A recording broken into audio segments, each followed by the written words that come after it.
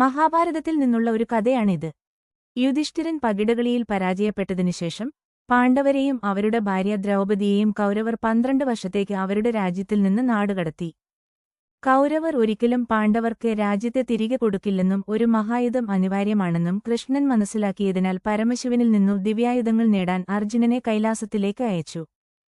മറ്റ് 4 സഹോദരന്മാരും ദ്രൗപദിയോടൊപ്പം വനവാസകാലത്ത് ഒരു കാട്ടിൽ നിന്ന് മറ്റൊന്നിലേക്ക് യാത്രയായി.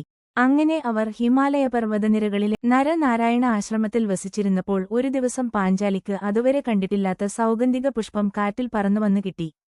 ആ വാടിയ പുഷ്പത്തിന് ആരെയും ആകർഷിക്കുന്ന വശ്യമായ സുഗന്ധമായിരുന്നു. സൗഗന്ധിക പുഷ്പങ്ങളുടെ ഭംഗിയും സൗന്ദര്യവും കണ്ട് ഇനിയും ഇത്തരം പുഷ്പങ്ങൾ കിട്ടണമെന്ന് പാഞ്ചാലി ഭർത്താവായ ഭീമനോട് ആവശ്യപ്പെട്ടു.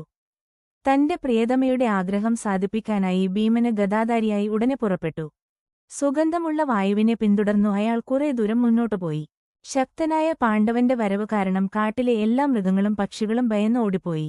അനേകദൂരം സഞ്ചരിച്ച് ഉന്നതങ്ങളായ പർവ്വതങ്ങളും മഹാവനങ്ങളും കടന്ന് ഭീമന് കദളീവനത്തിലെത്തി. അവിടെയുള്ള പൊയ്കയിൽ മുങ്ങിനിവർന്ന ഭീമൻ ശംഖ് ഊതിക്കൊണ്ട് ആ കാടിനെ പ്രകമ്പനം കൊള്ളിച്ചു. ഉച്ചത്തിൽ അലറിക്കൊണ്ട് യാത്ര തുടർന്നു. അലറിക്കൊണ്ടുള്ള ഭീമന്റെ വരവ്. കദളീവനത്തില് ശ്രീരാമസ്വാമിയെ ധ്യാനിച്ചിരിക്കുന്ന ഹനുമാൻ തപോഭംഗമുണ്ടാക്കി. തന്റെ അനുജനായ ഭീമന്റെ ആഗമനോദ്ദേശം മനസ്സിലാക്കിയ ഹനുമാന് ഭീമനെ ഒന്ന് പരീക്ഷിക്കാമെന്നു കരുതി. പരീക്ഷിക്കുന്നതിനായി ഹനുമാന് ഒരു വൃദ്ധവാനരന്റെ വേഷം ധരിച്ച് ഭീമന്റെ വഴിയിൽ കിടന്നു. താമസിയാതെ നീണ്ട വാലുള്ള ഒരു കുരങ്ങൻ നിലത്ത് കിടക്കുന്നത് ഭീമൻ ശ്രദ്ധിച്ചു. അസ്വസ്ഥനായ ഭീമൻ കുരങ്ങിന്റെ ചെവികളിൽ ഉച്ചത്തിൽ അലറി. വഴി തടസ്സം ഉണ്ടാക്കുന്ന വാനരവൃതനോട് എഴുന്നേറ്റു പോകാന് ഭീമന് പറഞ്ഞു. കുരങ്ങൻ അലസമായി ഭീമനെ അഭിമുഖീകരിച്ച് പതിഞ്ഞ ശബ്ദത്തിൽ ഭീമനോട് അങ്ങ് ആരാണെന്നും എന്തിനാണ് ഇവിടെ വന്നതെന്നും മനുഷ്യസഞ്ചാരയോഗ്യമല്ലാത്ത ഈ ഭൂമിയിൽ വരാൻ എന്താണ് കാരണമെന്നും ഇനി എവിടെ പോകാനാണ് ഉദ്ദേശിക്കുന്നത് എന്നും ചോദിച്ചു. വാനരന്റെ ആവശ്യമില്ലാത്ത ചോദ്യങ്ങൾ ഭീമസേനന് രസിച്ചില്ലെങ്കിലും മര്യാദയുടെ പേരിൽ അവക്കെല്ലാം മാന്യമായി മറുപടി പറഞ്ഞു.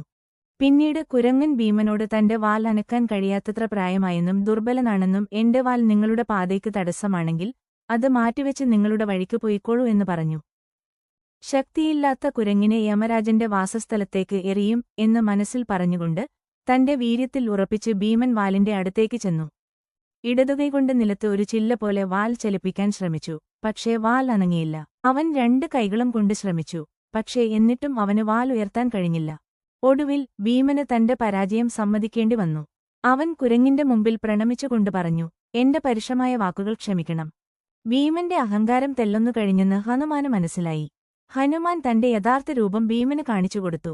മുമ്പ് കേട്ടിട്ടേ ഉണ്ടായിരുന്ന തന്റെ സഹോദരനെ ഒടുവിൽ കണ്ടുമുട്ടിയതിൽ ഭീമന്റെ കണ്ണുകളിൽ നിന്ന് ആനന്ദാശ്രുക്കൾ ഒഴുകി. അവരുടെ വിടവാങ്ങലിനു മുമ്പ് സൗഗന്ധിക വനത്തിലെ കുബേരന്റെ ഉദ്യാനങ്ങളിലേക്ക് പോകാൻ ഹനുമാൻ ഭീമനോട് നിർദ്ദേശിച്ചു. അവിടെ ദ്രൗപദി ആഗ്രഹിച്ച അപൂർവ പൂക്കൾ കണ്ടെത്താമായിരുന്നു. ഹനുമാന്റെ അനുഗ്രഹത്താൽ ശത്രുക്കളെ കീഴടക്കാൻ കഴിയുമെന്ന് ഭീമന് ആത്മവിശ്വാസമുണ്ടായിരുന്നു. ഭീമൻ വീണ്ടും ജ്യേഷ്ഠനെ വണങ്ങി അദ്ദേഹം കാണിച്ചുകൊടുത്ത വഴിയിലൂടെ യാത്ര തുടർന്നു. അങ്ങനെ ഗന്ധർവന്മാരും യക്ഷന്മാരും കാവൽ നിൽക്കുന്ന കുബേരന്റെ ഉദ്യാനത്തിൽ ഭീമൻ എത്തിച്ചേരുന്നു. വർണ്ണം കൊണ്ടും ഗന്ധം കൊണ്ടും ആകൃതി കൊണ്ടും വൈവിധ്യമാർന്ന അനേകം പുഷ്പങ്ങൾ കൊണ്ടുനിറഞ്ഞ സർവ്വ ജീവജാലങ്ങളെയും ആകർഷിക്കുന്ന ആ ഉദ്യാനത്തിന് മധ്യത്തിലായി വിളങ്ങുന്ന മനോഹരമായ പൊയ്കയിൽ തന്റെ യാത്രാലക്ഷ്യമായ സൗഗന്ധിക പുഷ്പങ്ങൾ വിരിഞ്ഞു നിൽക്കുന്നതു കണ്ടു. ഭീമൻ പൊയ്കയിൽ ഇറങ്ങാൻ നിൽക്കുമ്പോൾ ഉദ്യാനത്തിന്റെ കാവൽക്കാർ അവിടേക്കെത്തി ഭീമനെ തടഞ്ഞു. ശ്രേഷ്ഠമായ ഈ പുണ്യസരസിൽ മനുഷ്യർ ഇറങ്ങാൻ പാടില്ല. പക്ഷേ ഭീമ ഇതൊന്നും വകവെക്കാതെ മുന്നോട്ട് നടന്നു. ഇതു കണ്ട ഗന്ധർവന്മാർ ഭീമനെ ആക്രമിക്കാൻ ഓടിയെടുത്തു. ഭയം ഒട്ടും തന്നെയില്ലാത്ത ഭീമൻ തന്റെ ഗദ ചുഴറ്റിക്കൊണ്ട് അവരെ കീഴ്പ്പെടുത്തി. ഇതെല്ലാം അറിഞ്ഞു അവിടെയെത്തിയ കുബേരൻ ഭീമനെ പൂക്കൾ പറിക്കാൻ അനുവദിച്ചു. ഭീമൻ ഇപ്പോൾ ശത്രുവിനെ കീഴടക്കി തടാകത്തിൽ മുങ്ങി അമൃത് പോലെയുള്ള വെള്ളം കുടിക്കുമ്പോൾ അവന്റെ ശക്തി വീണ്ടും പൂർണ്ണമായി വീണ്ടെടുക്കപ്പെട്ടു. അവൻ മികച്ച സുഗന്ധമുള്ള സൗഗന്ധിക താമരകൾ പറിച്ചെടുക്കാനും ശേഖരിക്കാനും തുടങ്ങി. സൗഗന്ധിക പുഷ്പങ്ങൾ നേടിയ ഭീമസേനൻ പാഞ്ചാലിയുടെ അടുത്ത് തിരിച്ചെത്തി ആ അപൂർവമായ സ്വർഗീയ പുഷ്പങ്ങൾ ദ്രൗപദിക്ക് സമ്മാനിച്ചു. അവൾ അത്യധികം സന്തോഷിച്ചു.